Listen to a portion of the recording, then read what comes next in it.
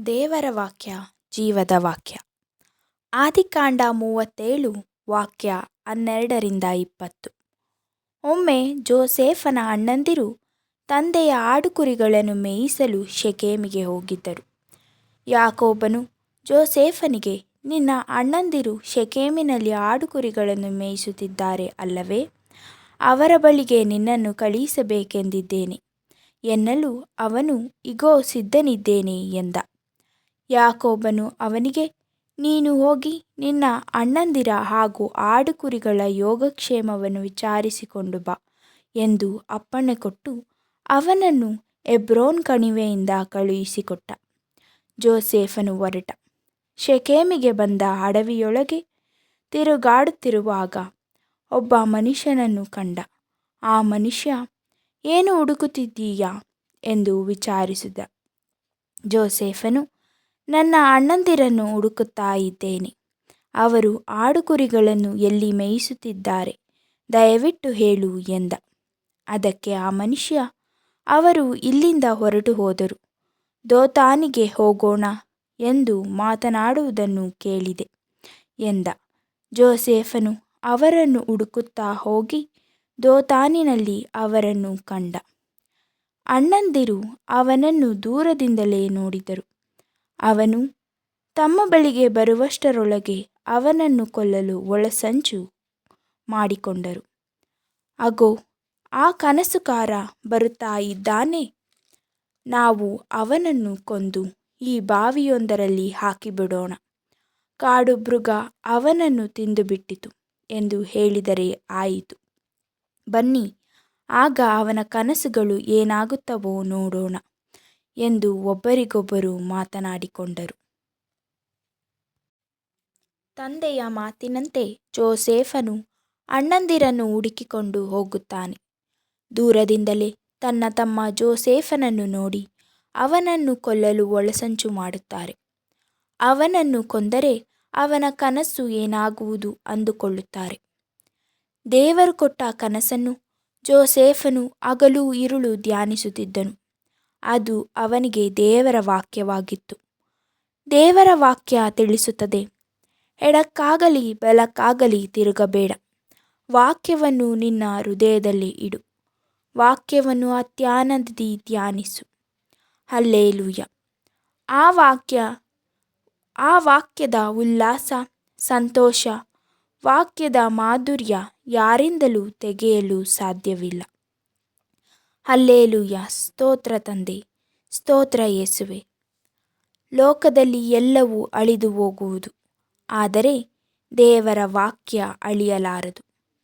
ನಮ್ಮ ಕುಟುಂಬವನ್ನು ದೇವರ ವಾಕ್ಯದಲ್ಲಿ ಕಟ್ಟಬೇಕು. ನಮ್ಮ ಮಾತು, ನಮ್ಮ ನಡವಳಿಕೆ, ನಮ್ಮ ಆಲೋಚನೆ ವಚನದಂತೆ ಇರಬೇಕು. ಸರ್ವೇಶ್ವರ ಜೋಸೇಫನ ಸಂಗಡ ಇದ್ದರು ಎಂದು ದೇವರ ವಾಕ್ಯ ತಿಳಿಸುತ್ತದೆ. Praise the Lord. ಆಮೇನ್. ಹಲ್ಲೆಲೂಯ.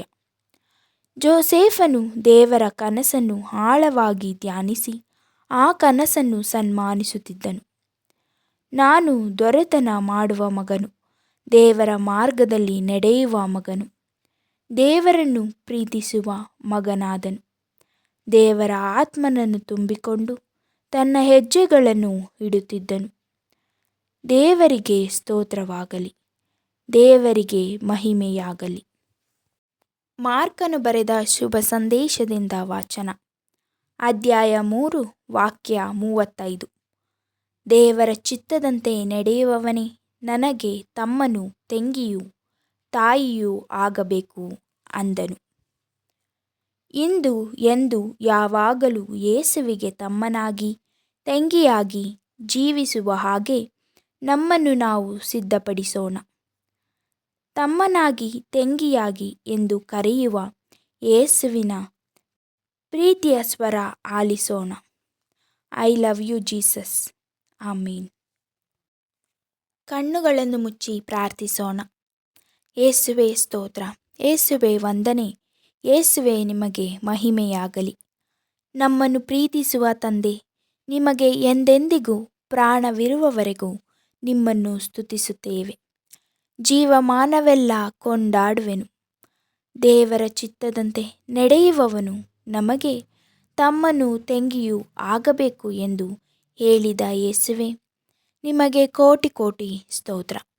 ಆಮೇನ್. ಹಲ್ಲೆಲೂಯ. Thank you Jesus, thank you Jesus, thank you Jesus. ದೇವರ ಚಿತ್ತದಂತೆ ನಡೆಯುವ ಬಲ, ಜ್ಞಾನ, ತಿಳುವಳಿಕೆ ನಮ್ಮಲ್ಲಿ ತುಂಬಿಸು. ನಿಮ್ಮ ವಾಕ್ಯದ ಬಲದಿಂದ ನಾವು ಸಾಗುವಂತೆ ಈ ಬಾಯಿ ಕತ್ತಿಗಿಂತ ಹರಿತವುಳ್ಳ ವಾಕ್ಯವೆಂಬ ಖಡ್ಗವನ್ನು ನೀಡು ಯೇಸುವೆ. ಎಲ್ಲ ವಿಧವಾದ ಅಂಧಕಾರದ ಕಾರ್ಯಗಳನ್ನು ನಾವು ತುಳಿಯುವಂತೆ, ಯಜ್ಞದ ಕುರಿಮರಿಯಾದಾತನ ರಕ್ತದ ಬಲದಿಂದಲೂ ನಾವು ಸಾಗುವಂತೆ ನಮ್ಮನ್ನು ಬಲಪಡಿಸು. ಹೆಜ್ಜೆ ಹೆಜ್ಜೆಗೂ ನಮಗೆ ಯೇಸುವಿನ ರಕ್ತ ಕೋಟೆಯಾಗಿರಲಿ, ಯೇಸುವಿನ ರಕ್ತ ಬೇಲಿಯಾಗಿರಲಿ. ಜಯವನ್ನು ತಂದುಕೊಟ್ಟ ಯೇಸುವಿನ ರಕ್ತದ ರಕ್ಷಣೆ ನಮ್ಮ ಕುಟುಂಬದ ಮೇಲಿರಲಿ. ನಿಮ್ಮನ್ನು ಪ್ರೀತಿಸಿ ನಿಮ್ಮ ಆಜ್ಞೆಗಳನ್ನು ಅನುಸರಿಸುವವರಿಗೆ ವಾಗ್ದಾನವನ್ನು, ಕೃಪೆಯನ್ನು ನಮ್ಮ ಸಂತತಿಯವರಲ್ಲಿ 1000 ತಲೆಗಳವರೆಗೂ ನೆರವೇರಿಸುವ ದೇವನೇ ಸ್ತೋತ್ರ. ನಿಮ್ಮ ಚಿತ್ತಕ್ಕೆ ತಲೆ ಬಾಗುವಂತೆ ನಮ್ಮನ್ನು ವಿಧೇಯತೆಯಲ್ಲಿ ನಡೆಸು ಅಪ್ಪ. ದಾನಿಯೇಲನ ಹಾಗೆ ದಿನಕ್ಕೆ 3 ಆವರ್ತಿ ಪ್ರಾರ್ಥಿಸುವ ಮಗನಾಗಿ, ಮಗಳಾಗಿ ನಮಗೆ ನಿಮ್ಮ ಸನ್ನಿಧಿ ದಯಪಾಲಿಸು. ಪ್ರಭು ಯೇಸು ಕ್ರಿಸ್ತರ ನಾಮದಲ್ಲಿ ಬೇಡಿ ಹೊಂದಿದ್ದೇನೆ. ಆಮೇನ್. ಹಲ್ಲೆಲೂಯ. Thank you Jesus, thank you almighty God, thank you fire of God, thank you power of god.